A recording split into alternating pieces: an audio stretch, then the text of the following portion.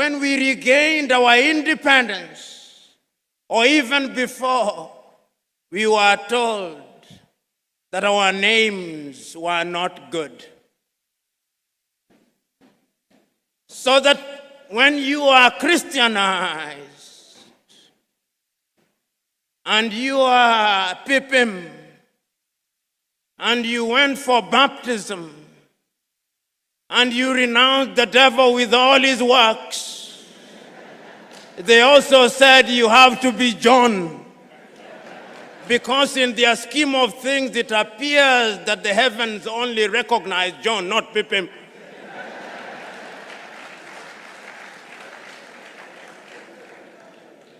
We were told that all the education we had acquired meant nothing.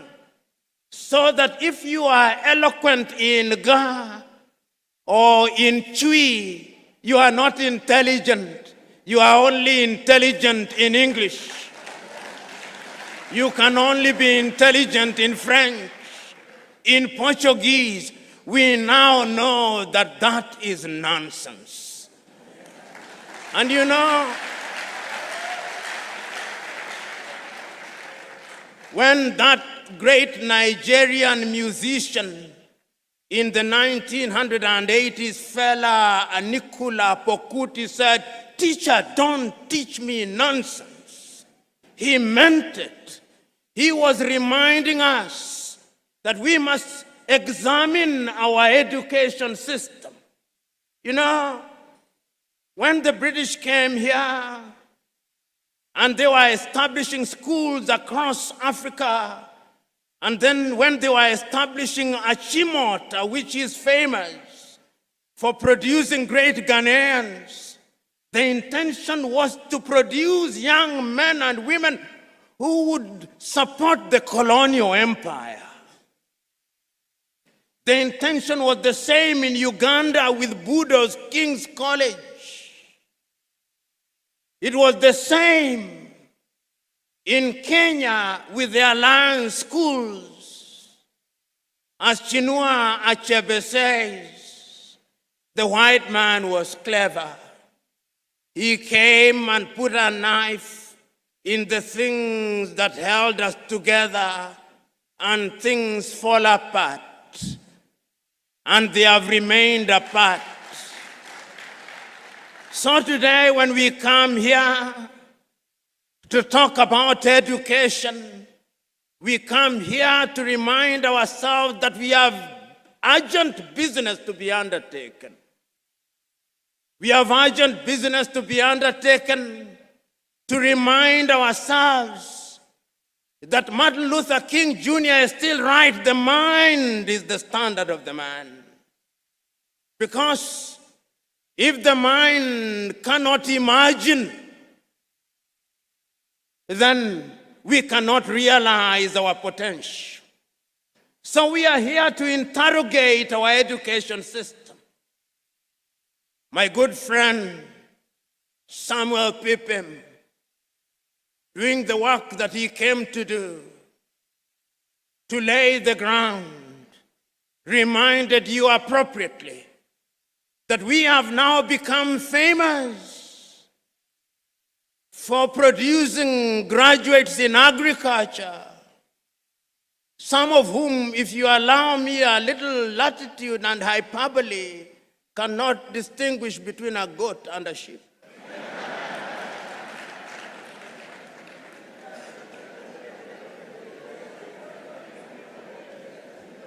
And that is why every person you ask in Africa is a farmer, but we are still importing chicken from Brazil. When I sit at the breakfast table in any African country, what am I served with? Nescafe from Nestle in Switzerland. There is not a single coffee bush in Switzerland. When I sit at the breakfast table, cocoa from Nestle, and yet Ghana is the largest producer of cocoa. What happened? We were disrupted.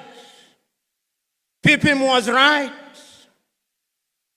When we want to build our roads, we have engineers, most of whom today, if you do not address them as engineers so-and-so, they rise up, ready to beat you up. But yet, when we are building our highway from Accra through to Winneba, through to Cape Coast, through to La Côte d'Ivoire, it is the Chinese that I see.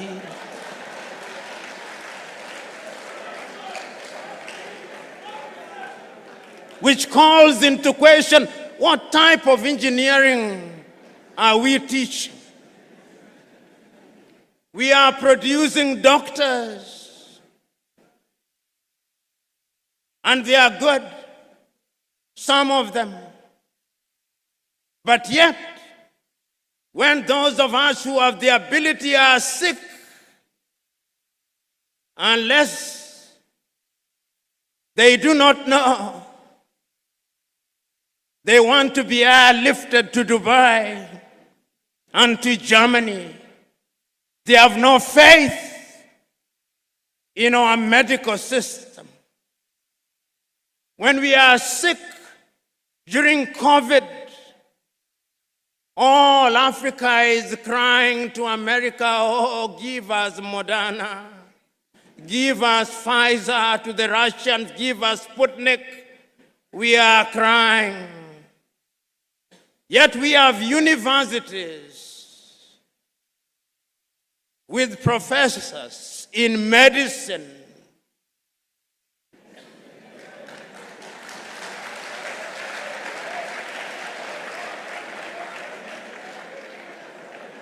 You know, there is a missing link somewhere. Until the day we have the courage to find that missing link, then we are not preparing for the 21st century.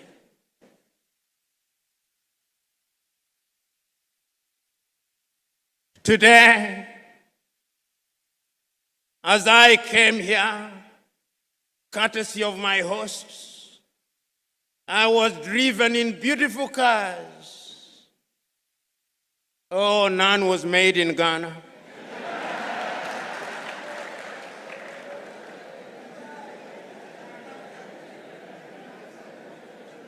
They are either made in Japan or in Germany. Africa does not produce cars. Ali Mazrui is right. We are in the business of consuming that which we do not produce and producing that which we do not consume. We must re-examine our education system. Even in matters as mundane as sports, which is a multi-billion-dollar industry. The United States of America offers our young men and women scholarships to study sports. Our universities don't. Football is a multi-billion-dollar industry. But yet, when one of the masters of ceremony was speaking in jest, it is not the anthem of Asante Kotoko that he remembered, but that of Liverpool, we shall not walk alone.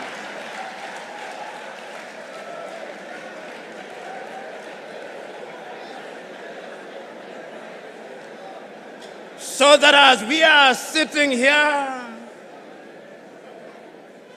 even in the area of sports, which is a whole multi-billion-dollar industry, our young men and women are preoccupied with whether Arsenal beat Real Madrid or Barcelona beat Borussia Dortmund.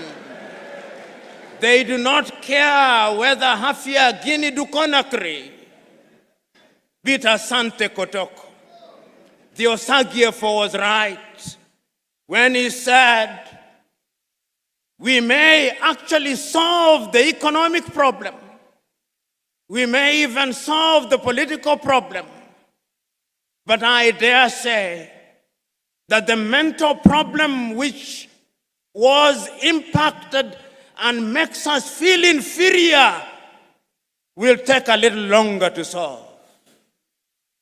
This was not only said by the Osagyefo himself in 1963. In 1933, Carter G. Woodson, that African-American educator writing in his book, Miseducation of the Negro, said that we have been so miseducated for so long. Our self-esteem has been undermined for so long. We have been made to use the back door for so long that even when we are told to use the front door, we look for the back door, and if we can't find it, we create our own back door.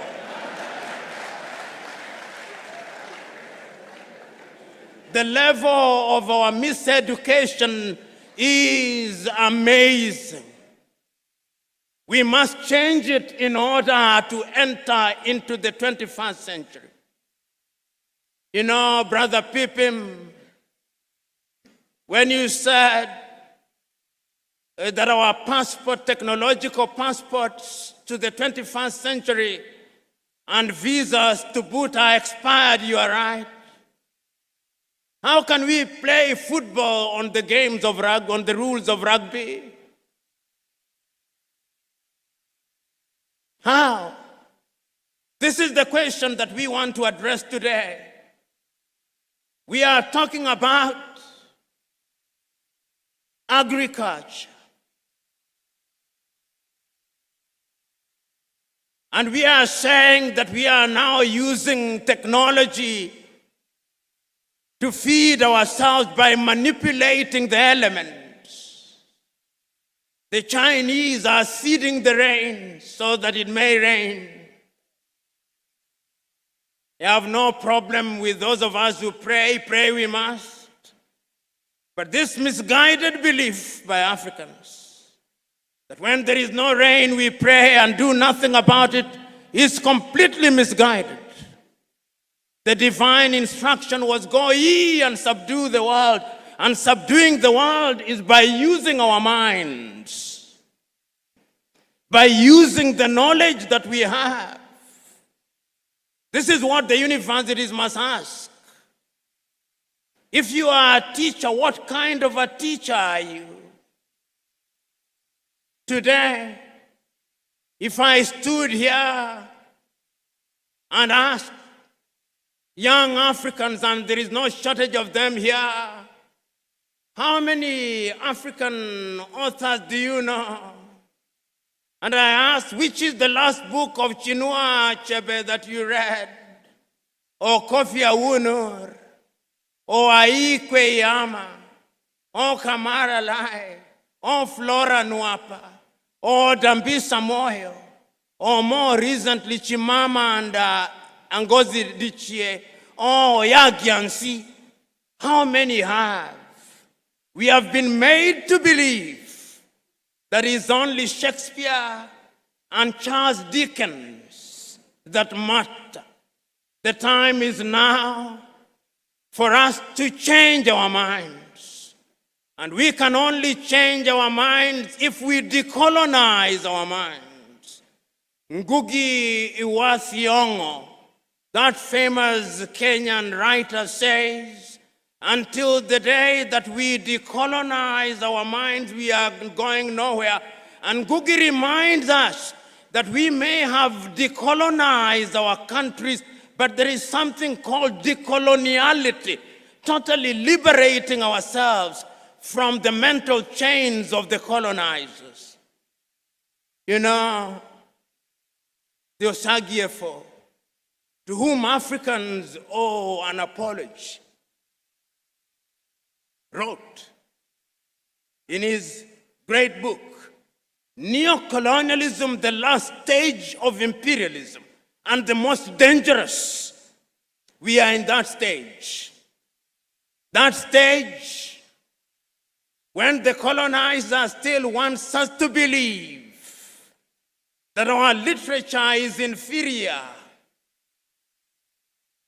that our science does not exist, that our mathematics does not exist, that we have no medicine to talk about, that we cannot mine beyond Galamsey, that we cannot extract our own oil, that we have no business being in robotics and cryptocurrency, that we must be consigned to the Museum of History alongside the spinning wheel, that we have no business being in the jet age.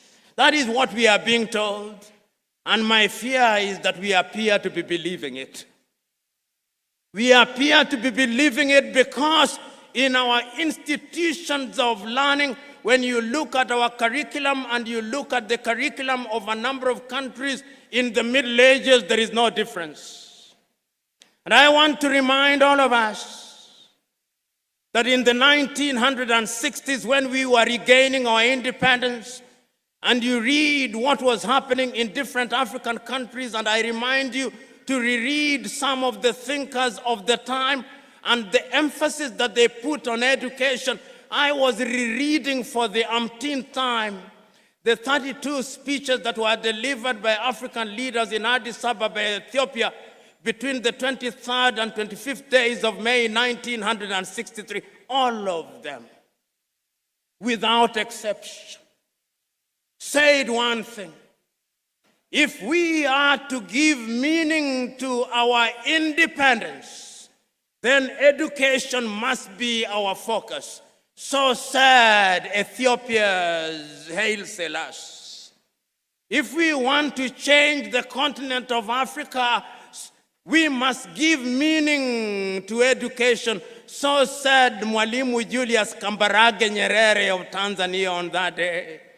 If we are going to change my little Senegal, we must give education priority. So said Leopold Sedar Senghor of Senegal. Even the complicit Félix Houphouët-Boigny in La Côte d'Ivoire believed so. But the ultimate was, of course, the one and only, the Osagyefo.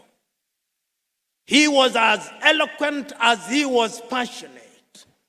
And when he came home, where did he not visit? If he was not at Legon, opening the University of Ghana, he was in Kumasi, creating what is now the Kwame Nkrumah University. And if he was not at Kumasi, he was here creating an institute. He was everywhere. That is why when I heard my good friend talking about free basic education, he knew that ignorance is the enemy of progress. He knew that if there was a ghost that we had to exorcise, it was the ghost of ignorance.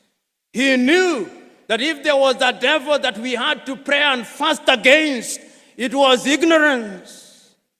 He knew that if there was anything we had to marshal our forces against in order to exorcise the ghost of tribalism in its primordial sense, it was ignorance. He knew.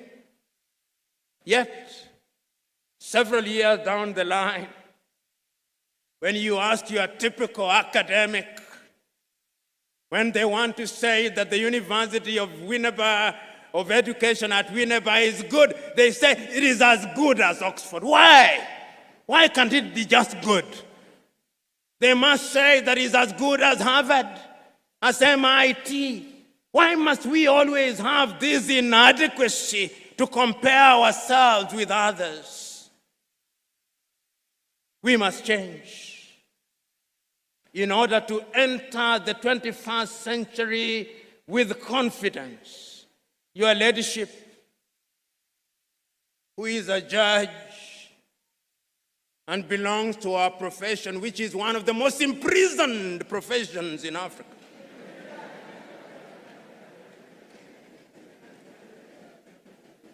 When you see our judges dressing, they still dress like Father Christmas.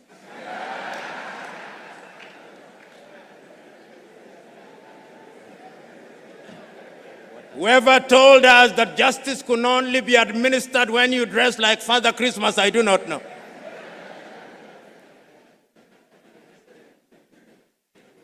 And when we are citing, even deciding a matter on land law in Ghana, in Cape Coast, we still want to cite some decision that was made by some English judge in the 13th century, as if we did not have our own land laws. The time has come that we must rethink and re-enter the 21st century with laws that are known to Ghana. Ask the Ga if they do not have laws that if we refine cannot lead us into the 21st century. Ask the Akan people if they do not have such laws. Ask the Fante people if they do not. Ask the Ewe if they do not. They do. We live in a world where we are so mentally captured that those of you in the middle class, your greatest claim to fame is that my daughter can no longer speak Chui and is meant to be a badge of honor. It is a badge of complete colonial conquest. And we cannot enter the 21st century with that mindset. Go to the countries in the Scandinavia, which we can dare compare ourselves with. Go to Denmark, they teach in Danish. Go to Norway, they teach in Norwegian. Go to Sweden, they teach in Swedish. Go to Finland, they teach in Finnish. Go to Korea, they teach in Korean. Go to China, they teach in Chinese. Go to Japan, they teach in Japanese. Then they meet the world. But you and me, here I am waxing eloquent in English.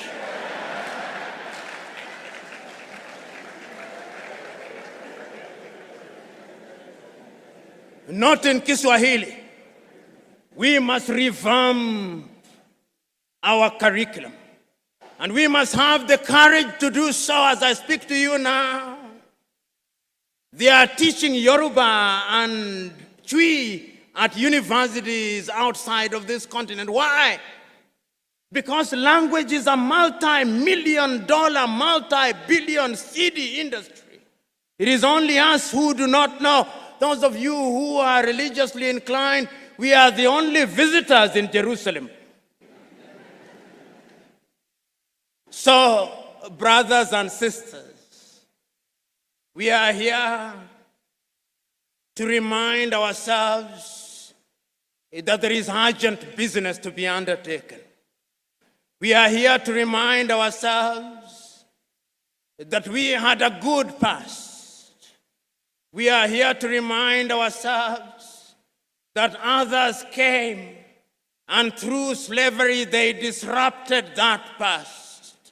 That they did not stop there, that they came again under colonization, and this time they disrupted us so very thoroughly and took away even the most precious of things, our confidence. That when they came here and imposed an education system, that education system had only one agenda. The agenda was to create men and women, if they were the English who colonized you, who could speak English and be their clerks. If you are colonized by the French, that you could speak French or Portuguese or Italian or Germany. When we regained our independence, we only made cosmetic changes. The time is now to go deep and remove the cosmetics and go to the fundamentals. And I'm suggesting to you that that has been done. You know, those of you who are a little older will remember that 30 years ago, China was not famous for much. They were only famous for Chairman Mao for the Long March. Today, even the toothpicks in your hotels here in Winneba are from China. Today, you go to the shops, even the inauthentic Kentes are from China. They have franchised, indeed patented Kente. You go home, your television is Chinese or Korean. You are being persuaded to use your phones. I suspect you are either using Samsung or Huawei. What did China do 30 years ago? They made a decision that we are going to change our education system. And they changed their education system. They engaged in agriculture. They engaged in technology. They engaged in medicine. They engaged in everything. And today, China is the second strongest economy in the world, with a GDP of no less than 19 trillion United States dollars. Compare that with little Ghana. Compare that with little Sierra Leone. Compare that with little Kenya, with little all these countries. What they did was to change their minds in order to change their future. And that is why when we are building roads, whether it's in Nairobi, Kenya, or in Accra, Ghana, or in Dar es Salaam in Tanzania, or in Senegal, or in Ouagadougou in Burkina Faso, or Bamako in Mali, or Harare in Zimbabwe, or in Zambia, who do we find? Chinese. Because they changed their minds. The time is now for us to change our minds. The academics who are here must agree with me that we have sinned and fallen short of the expectations of our countries. And that the time is now to say that we should be forgiven. And if our generation committed those mortal sins, you up there must not repeat those mistakes. You must not repeat those mistakes. You must use the examples and the experience so that you do not step on the landmines that we stepped on. That is why Chinua Achebe said, where are the young suckers that will grow when the old banana dies? These are old bananas. You are the young suckers. So rise up. Africa is not expecting you to engage in a perpetual state of lamentation. No, lamentation will not help you. And I want to remind you that when you are here in Ghana, don't compete with Liberia. You will beat Liberia. Don't compete with Benin. Don't compete with Togo. Don't compete with La Côte d'Ivoire. Don't compete with all these little African dwarfs. Compete with giants. And when Ghana wakes up, this Ghana, you know, sometimes when I think about Ghana, I think about Kwame Nkrumah. And you think about his books, Dark Days in Ghana, Letters from Conakry.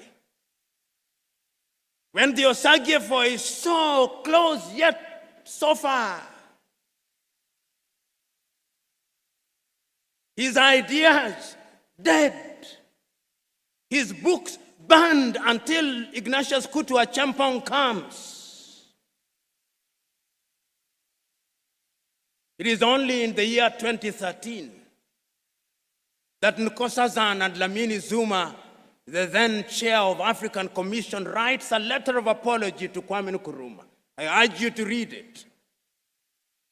He tells Kwame, you are right. Everybody was wrong when you said We must unite and change our education system in order to compete. That is Nkosazana Dlamini Zuma. Today, the Osagyefo is here telling us, let us change. He said it in 1963 in Addis Ababa, Ethiopia. He said it in 1964 in Cairo, Egypt. He said it in 1965 in Accra, Ghana.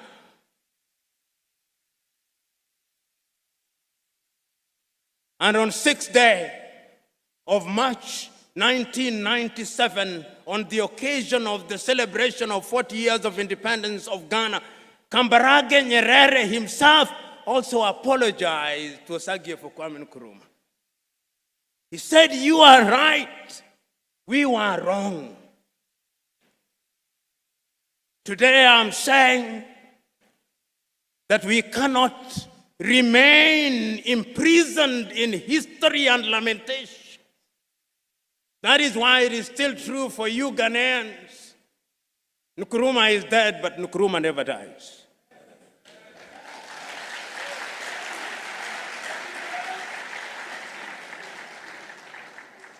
And the reason why he never dies is that his ideas are evergreen. Who among you here is courageous enough to stand up and contradict me when I say what we are saying here was said by Kwame Nkrumah in 1955? Who among you? Who among you here is courageous enough to tell me that Nkrumah did not think about education of a different kind when he was instituting the University at Legon? Who amongst you?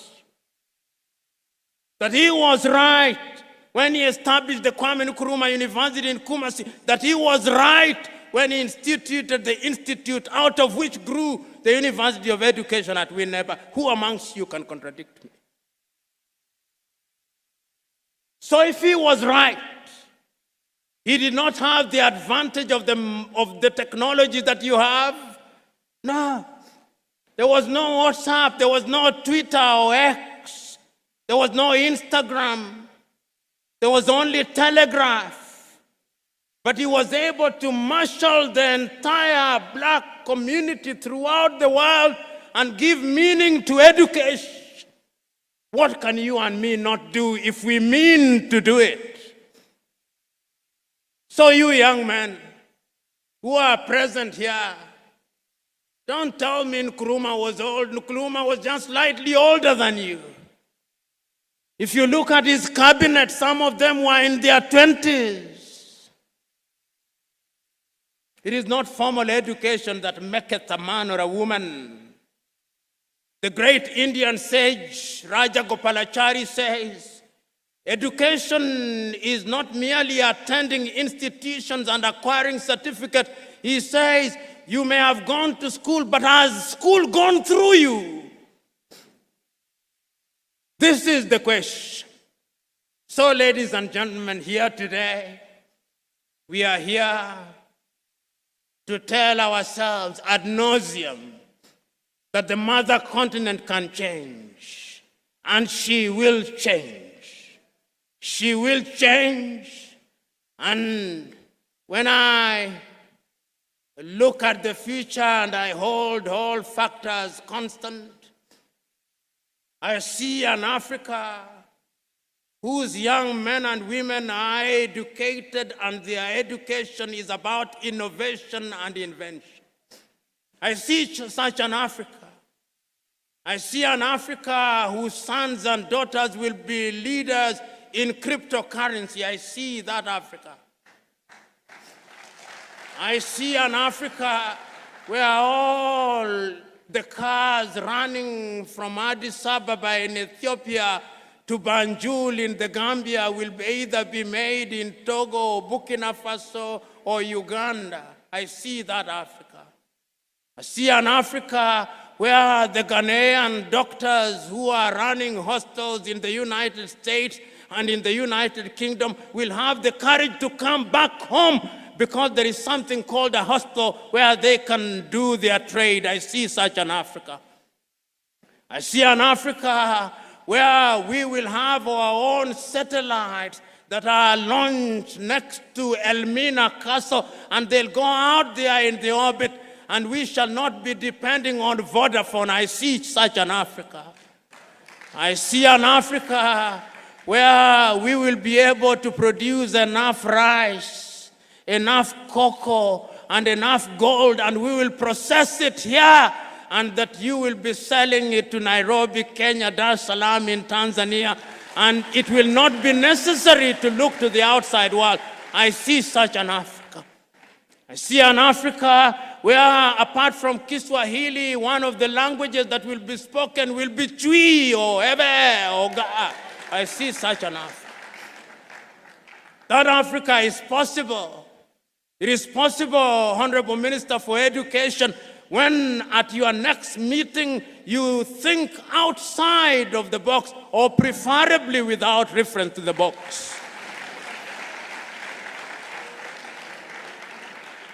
I see an Africa where we will give practical meaning to Africa Agenda 2063, not merely as a point of reference, but as a practical reality.